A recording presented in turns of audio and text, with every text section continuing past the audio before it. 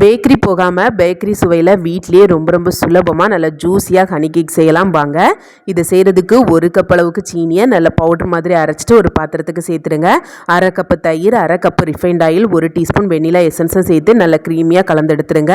இப்போ 1/2 கப்பு மைதா மாவு, கொஞ்சமாக உப்பு, 1 டீஸ்பூன் பேக்கிங் பவுடரும் சேர்த்து ஜலிச்சுட்டு கட்டி இல்லாமல் மெதுவாக கலந்து எடுத்துக்கோங்க. கூடவே 1/4 கப்பு காய்ச்சி ஆற வச்ச பாலையும் சேர்த்துட்டு இந்த மாதிரி கலந்துக்கோங்க. இப்போ ஒரு ட்ரேக்கு இந்த மாவை மாற்றிட்டு ஒரு 10 நிமிஷம் ஹை ஃப்ளேமில் வச்சுட்டு ஒரு கடாய் இல்லைனா குக்கரை நல்லா சூடு பண்ணிவிட்டு இப்போ மிதமான தீயில வச்சுட்டு 40லேருந்து 45 நிமிஷத்துக்கு வேக வச்சு எடுத்துக்கோங்க. நல்லா வெந்ததுக்கு அப்புறமா ஆறுனதும் ஓரங்களை எடுத்து விட்டுட்டு அப்படியே கமத்திடுங்க. திரும்பியும் அதே ட்ரேக்குள்ளே வச்சுட்டு ஃபோர்க்கால் இந்த மாதிரி அங்கங்கேயா குத்திட்டு 1 கப்பு சீனியோட 1 கப்பு தண்ணி சேர்த்து நல்லா கரைச்சிட்டு அந்த சுகர் சிரப் நல்லா ஆறுனதும் கேக்கில் ஊற்றிட்டு நல்லா ஊற விட்டுடுங்க. இப்போ அடுப்பில் ஒரு கடாய் எடுத்து வச்சுட்டு 20 கிராம் ஃப்ரூட் ஜேம் சேர்த்துட்டு கரண்டியால் நல்லா கலந்து விடுங்க. இந்த அளவுக்கு மெல்ட் ஆனதும் 2 ஸ்பூன் தேன் சேர்த்து நல்லா கலந்துடுங்க. இந்த பக்கம் வந்ததுக்கு அப்புறமா அடுப்பு ஆஃப் பண்ணிவிட்டு ஒரு பாத்திரத்துக்கு மாற்றிட்டு இதை நல்லா ஆற விட்டுடுங்க. ஆறுனதுக்கு அப்புறமா இந்த பக்கத்துக்கு தான் இருக்கும்.